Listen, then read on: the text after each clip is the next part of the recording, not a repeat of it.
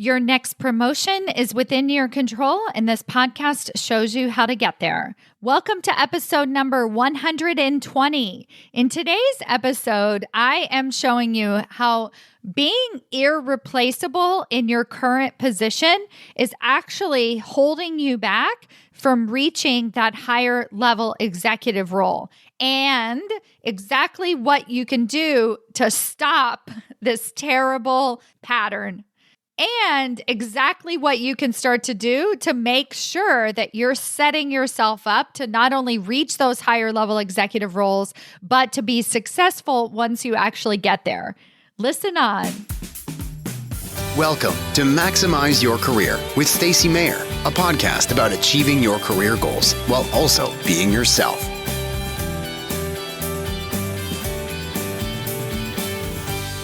Hello, everyone. Welcome to another episode of Maximize Your Career. I'm your host, Stacy Mayer, and super excited, as always, to be here with you again this week. I finally got my recording studio set up in my new home office, and I'm thrilled. I hope it sounds as good on your end as I think it does on my end. But it's really good when you make a big change and you move into a new space to finally feel like you get things back in order, back at home, so that you can really do the work that you want to be doing. And I know that's how all of you feel as you're going through 1,000 different transitions in your work and your home life. And so I'm thinking about you and sending you lots of love as you make whatever transition you're in right now. So before I get into today's episode, I want to tell you about something exciting that is happening inside of Executive Ahead of Time. Executive Ahead of Time is my group coaching intensive, and it's where I give you a step-by-step process to not only get yourself promoted into those higher level executive positions so that you can have success once you actually land those leadership positions. So we have women who join the program who are looking to be more successful in their current role and also looking to move into higher level leadership roles. So whatever phase you're in, this program is perfect for you. And the way that the process works is every week you get group coaching from me. And so I actually walk you through the different modules and we apply them to your unique situation, and you get to learn from the other corporate badasses in the group. So it's really absolutely hands down the best program out there, especially to give you the very practical tools to get you into those higher level executive positions. Because quite frankly, your company needs you in a higher level leadership role, and I am here to help you get there. Now, I said something exciting is going on there. So the program is exciting enough, and the women get huge results just within a couple of weeks of joining the program, listening to the modules, making some small tweaks to their everyday conversations at work, and then they notice the feedback they're getting is just absolutely phenomenal. We had someone post inside of our Facebook group that she did exactly what I suggested in her weekly one-on-one with her boss, and her boss actually commented that it was the best one-on-one conversation he had had with her, hands down. So she was excited because she got the information that she wanted. She felt included in the conversation. And then her boss was excited because she was showing up as a higher level leader, the leader that he really wants her to be. And so that is the kind of results that you can expect when you join us inside of Executive Ahead of Time. But I'm not going to leave you waiting any longer. I'm going to tell you the exciting news of what's coming up. So starting April 21st, if you are listening to us, whenever you're listening to us, we're going to do a 36-day executive reboot. A 36-day executive reboot. So I'm going to be doing different things inside of the Executive Ahead of Time group. We have almost 20 training modules when you join the group, which I recorded for the program about a year and a half ago. And I want to go through each of those modules and upgrade them and give you the lessons that I've learned since recording them a year and a half ago, revisit some of the topics with you personally in either Facebook Lives, on our weekly group coaching calls. I'll also be giving you much requested templates, toolkits, things that you can really apply. So many women are like, I just want to be told the exact email to send my boss when requesting a 15-minute ally meeting, things like that, stuff that I've been wanting to include as part of the program for a while now. And I'm not only going to hold myself accountable, but I want to give you all of these tools so that you can begin to get your own executive reboot and start to take your own career to that next level. So if you've been thinking about joining executive ahead of time for a while, make sure you get in there before April 21st so that you can take advantage of all of these live trainings that we'll be doing over the months of April and May. And if you are listening to this podcast at a later date, everything will be recorded, added to the training program. You have lifetime access to all of the core modules. So definitely get in there, join us as soon as you can, and start to reap the benefits of really your own executive leadership and really take yourself to that next level. So you never have to wonder, I wonder if I'm going to get promoted or not. I hope this works out. We are taking ownership of our career and we're making things happen for ourselves. So hugely impactful work happening inside of Executive ahead of time. And I would absolutely love to have you join us in the next couple of weeks. Now, for today's episode, I'm going to be talking about a little bit of a sensitive topic. And the reason why I call it a sensitive topic is because many of you listening are really, really great at your job. And you take a lot of pride in how good you are at your job. And up until this point in your career, it was about, actually, I have a podcast episode that I'll link to in the show notes where I talk about the grading system. And so what I'm going to say here is that up until this point in your career, it was all about getting A+ in your work, right? So you wanted to do the best possible job you could do. You got hired to do something and you just knocked it out of the park. And I have no doubt that you didn't over deliver. And this is the reason why I say that is because every single woman that I meet, everybody who joins Executive ahead of time, this is exactly where they are. They're really, really, really, really good at their job, but they're not getting promoted or they don't have that real voice at the table. And so a lot of the work that I do is how do we take the expertise that you have and turn it into leadership? Really show the leadership team that you're operating at that higher executive level and not simply a subject matter expert. And I say simply because being a subject matter expert in your field is a big deal. And I want you to own that. And I want you to be proud of everything that you've accomplished for the first 20 or 30 years of your career. So we should all be very proud of our expertise and what we're really, really good at. But today's episode, I want to show you how that expertise is actually holding you back from reaching that next level. And I'm going to do it in a way of explaining it like this. You need to find your replacement. If you want to be promoted into a higher level executive position, you have to show leadership who is going to do your job after you leave. Now, this is tricky because you're probably the best person at your job right now. So let's say you're a director and you're just really freaking good at everything that you do, holding it all together. You're constantly saving the day. You're putting out fires in the middle of the night. Your boss is so thrilled to be able to call on you and to ask you for advice. You always know the answers. You're incredibly resourceful. You know where to find the answers. All of these are excellent, excellent traits. But what I want you to see is that all of these traits are actually keeping you stuck exactly where you are. And I'm going to give you a myriad of reasons today in today's podcast episode. But the first thing I want you to just know is the biggest reason that it's keeping you stuck where you are is because literally nobody else can do your job. Nobody can do the role that you're currently doing as good as you. So now let's imagine they promote you to senior director or vice president and you're leading an even larger team. You can't possibly have a handle on all of those minute details. So you have to hand some of these things off, but you haven't adequately groomed a successor. And so basically now what you're doing is you're doing both jobs. You're doing the new VP role, but you're also doing the old job that you used to have because you're so good at it and it's just easier for you to do it yourself. Now you start to feel burned out and you were like, why did I even go for this higher role to begin with? Right? You see where I'm headed here. So that's if you got the promotion. But imagine what the executive team is thinking. The executive team is thinking we can bring in a seasoned vice president for this role from the outside to learn the vice president job rather than promote you and figure out who's going to replace you in your current role.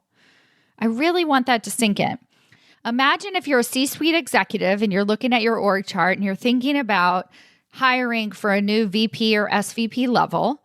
And you think about it and you look at it and you say, Melinda is really a fantastic senior director and she's been here for 5 years and really it's her time to get promoted. But unfortunately, I don't have anybody who could do what she's currently doing.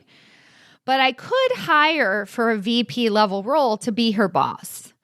I could hire from the outside somebody who's already been operating at that higher level and understands executive leadership, maybe understands the challenges of the organization or the industry in a different way, rather than figuring out who is going to do your current job, because that's a harder proposition for them than hiring from the outside. If you really, really think about it, if you're that good at your job, finding somebody to replace you is much harder than hiring a VP or an SVP to work above you. And that stinks, right? It's like a shot in the foot. It totally sucks. And I know that it sucks. And that's why I'm here to tell you that we have to start grooming your successor. We have to find replacements for the job that we're currently doing. And we have to communicate those replacements to executive leadership so that they can see that you have a plan for your promotion. When you take on that next level role, this is what you're going to be doing instead.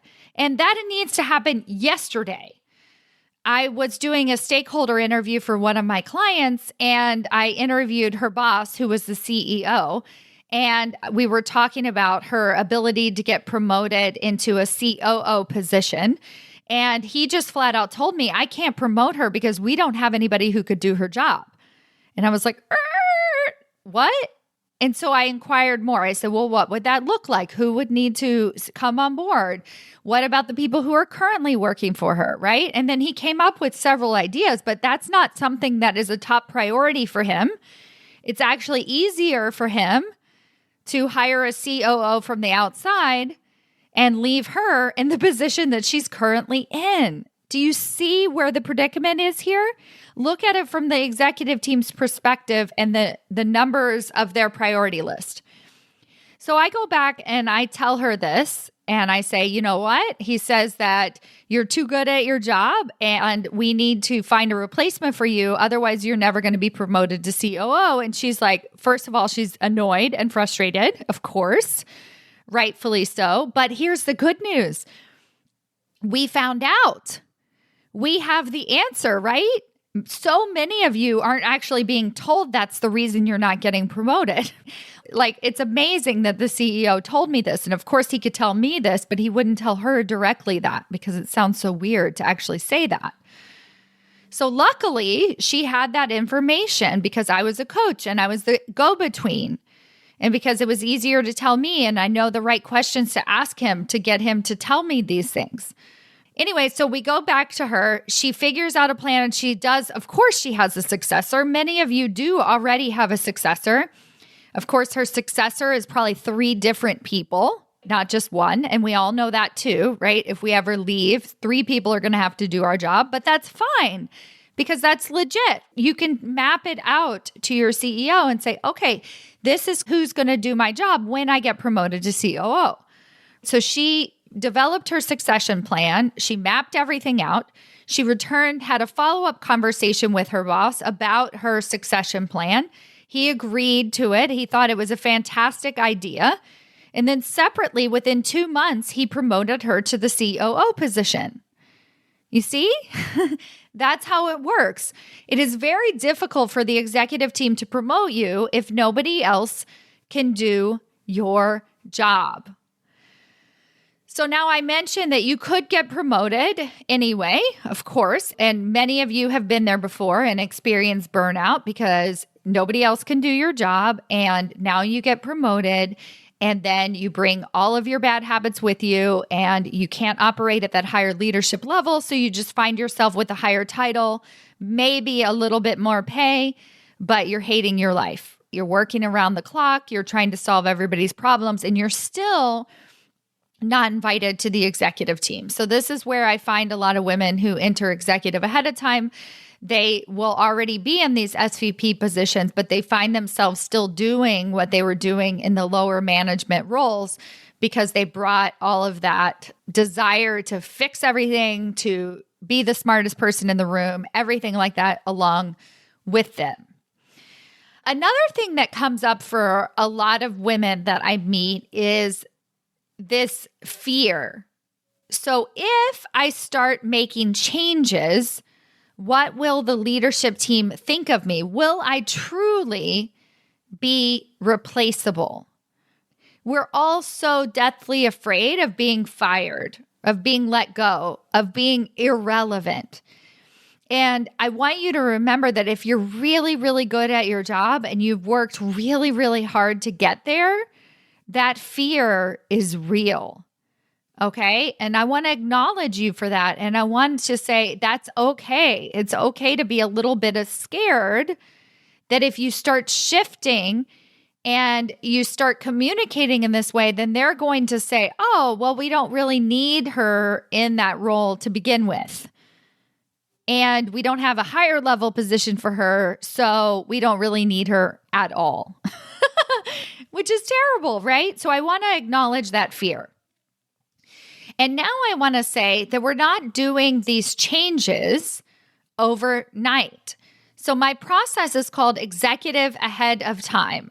You're becoming the executive ahead of time. And so what you're doing is you're slowly chipping away at what's working for you, what's not working for you. You're communicating differently, but in a very, very subtle, slow, methodical way.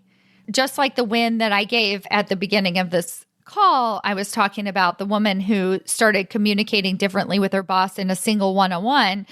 The change, the notice of the change can happen literally overnight on the positive. You can get immediate feedback. You can get promoted within 1 month. You've been trying to get promoted for 3 years and you could get promoted almost instantly.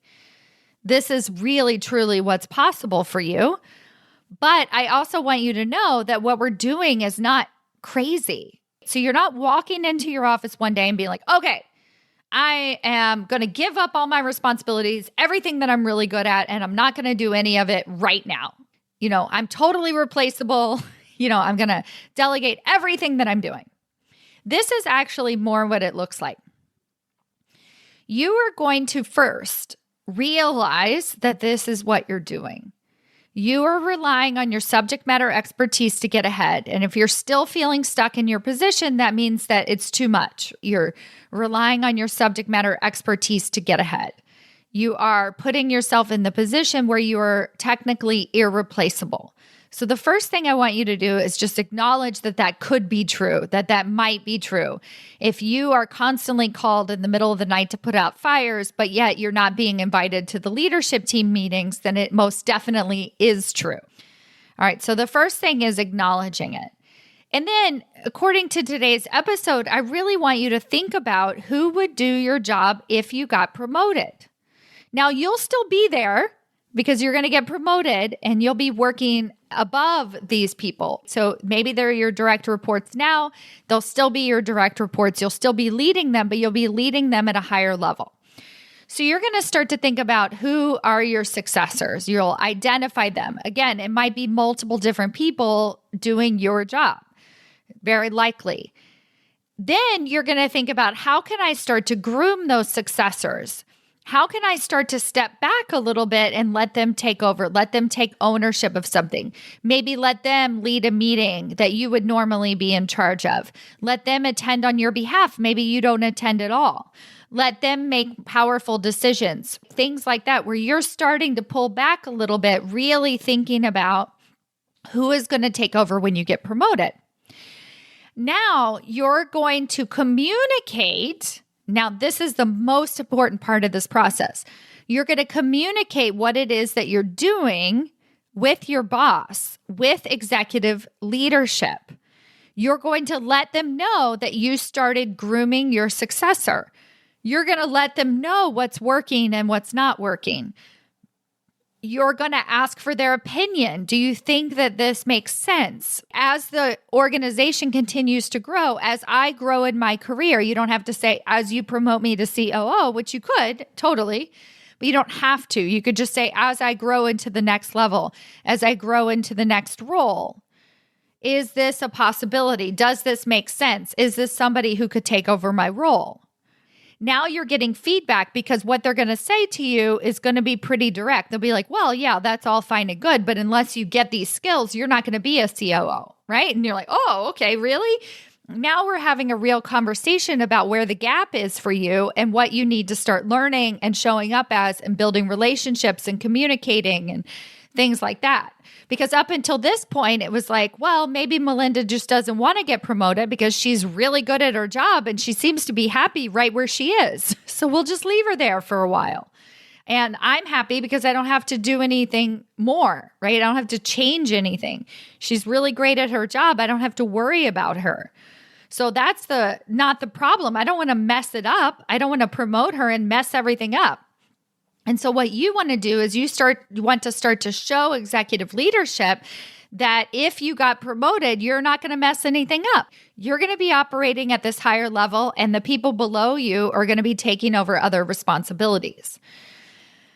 Now, here is where this process really, really comes together.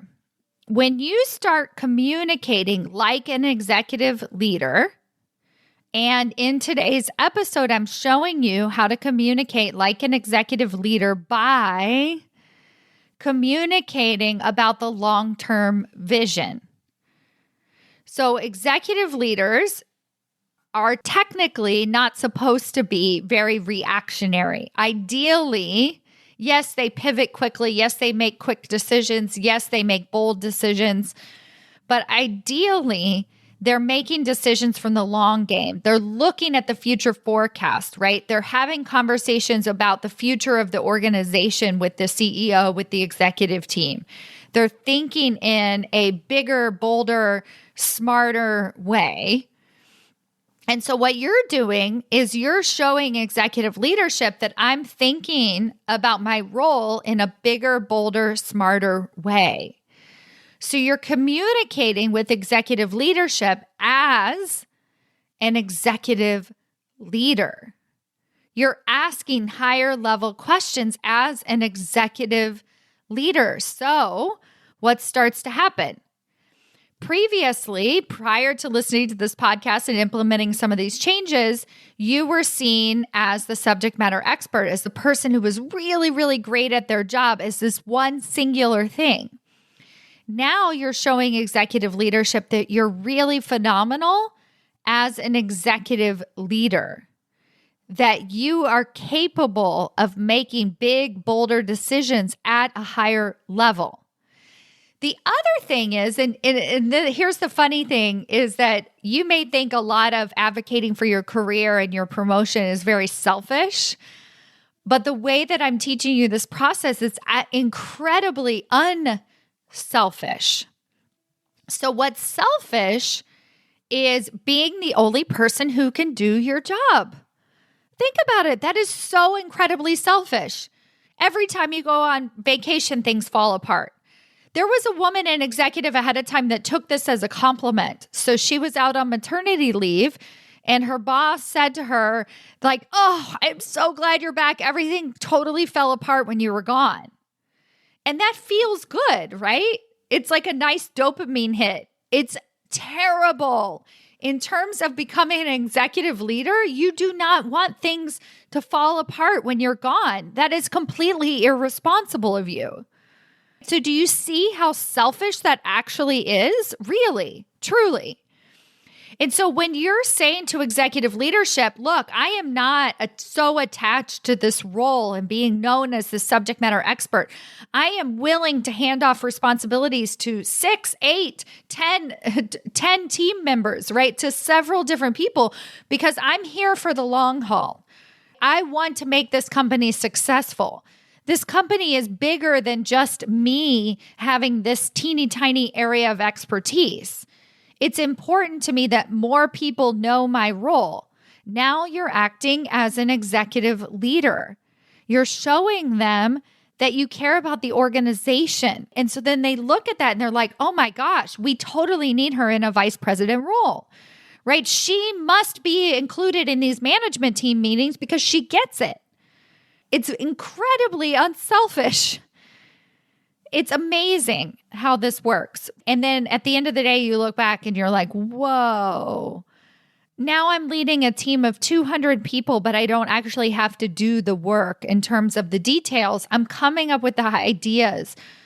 I'm looking at the scope. I'm connecting it with the future of the organization.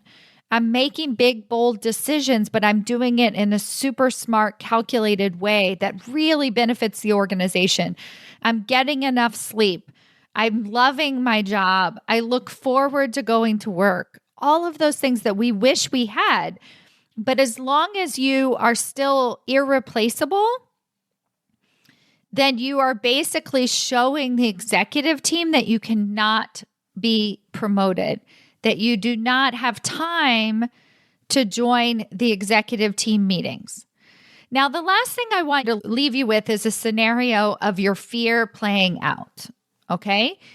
And I really want you to ask yourself this. So let's say your fear truly plays out. So you start grooming a successor, and it seems like they're on board with it, right? You're communicating exactly like I suggested. This is what I'm thinking about. This is how I want to move up. And this is the value that I want to bring. And you're not just talking about it. You're actually asking really intelligent questions. You're engaging in the conversation at the higher level. You're building relationships all across the executive team. Let's say all of those great things happen. And then one day, one of the executives looks and they're like, you know what? Linda's position is irrelevant. We don't actually need her anymore because now that she's no longer the subject matter expert, but she's not quite an executive leader anymore. So let's just get rid of her. So she's been here for 8 years, top performer, exceeds expectations every performance review. But you know what? She's irrelevant and we're going to get rid of her. That's your biggest fear. Good riddance, I say. Good riddance. Literally look at that scenario. If that happened, would you still want to work for that company? Yes, your ego might be busted a little bit and you might be a little annoyed, but come on. That company doesn't deserve your expertise. You will be able to find an executive level role somewhere else, another fit, another person that wants to work with you, that really respects your ideas and the enthusiasm that you bring to the role. We do not need to work for people who completely disrespect us. So if, I really want you to know this, your worst fear plays out and they're like, you know what? We don't need her at an executive level. All we really needed her for was her to put in 60 hours a week, punch in the clock. And we don't actually need her at this higher executive level. I'm going to say something that I probably shouldn't say because hands down, we have a lot of people on the executive team who look and act the same way. And that's what we want. We don't want a diverse executive team that ruffles feathers. So we're just going to keep things exactly as they are and maintain the status quo. So we're going to get rid of you. I do not want to work for that company. And it's going to feel like a hit at first. but you'll get over it and you will find a better job and you'll find a better fit and you'll find a company that values you and you'll find a company that you can continue to grow with at that higher executive leadership level. So I really want you to know that. So do what I'm saying. It's a little bit complex and simple all at the same time. The steps I've laid out in today's episode are basically understand that you're irreplaceable, and that's meaning that you're not going to get promoted. Groom a successor. Let the executive team know that you've groomed that successor. Those are the steps. They're quite simple. And then there's nuances all throughout. So I encourage you to join us inside of Executive ahead of time, especially for our 36-day executive reboot. We'll be revisiting in a live format all of the modules. So you'll be able to really deep dive and apply them to your career today.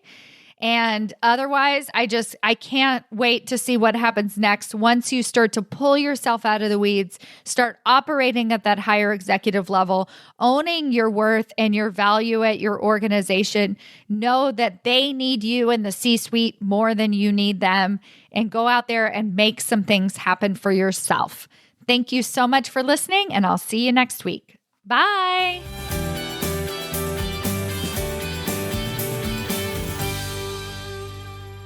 Hold up, wait a minute. Before you go, I want to tell you about the changes that I have made to the Executive Ahead of Time coaching program. I recently celebrated my 1-year anniversary of that program. And as a celebration, I decided to open it up for lifetime enrollment for all members. So what does that mean for you?